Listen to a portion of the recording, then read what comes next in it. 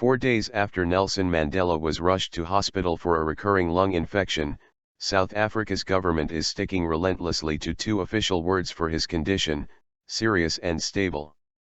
President Jacob Zuma repeated the script Tuesday night with only tiny variations, telling the nation on state television that the 94-year-old anti-apartheid hero is in very serious condition but has stabilized. He refused to give any further medical details.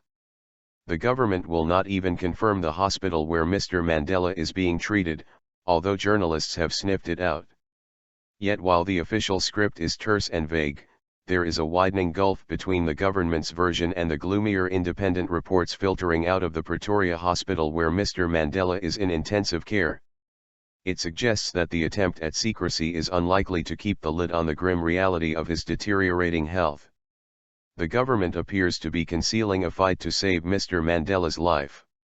A report by CBS News, citing an unnamed source, said Mr. Mandela was in a medical crisis and had to be resuscitated by a medical team at his home last Friday night, shortly before he was rushed to hospital at about 1:30 a.m.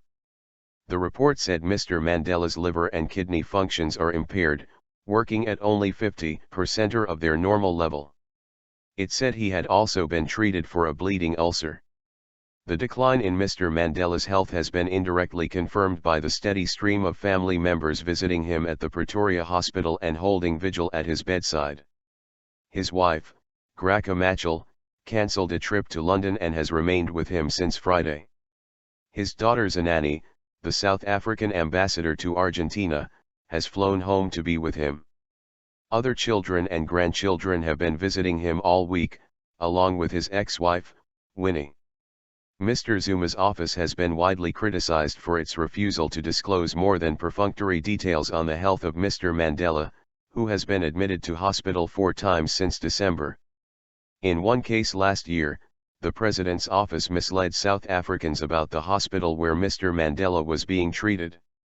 Just a few weeks ago, Mr. Zuma and other members of his ruling African National Congress visited Mr. Mandela at his home in a Johannesburg suburb, and Mr. Zuma later claimed cheerfully that the former president was up and about and looking very good.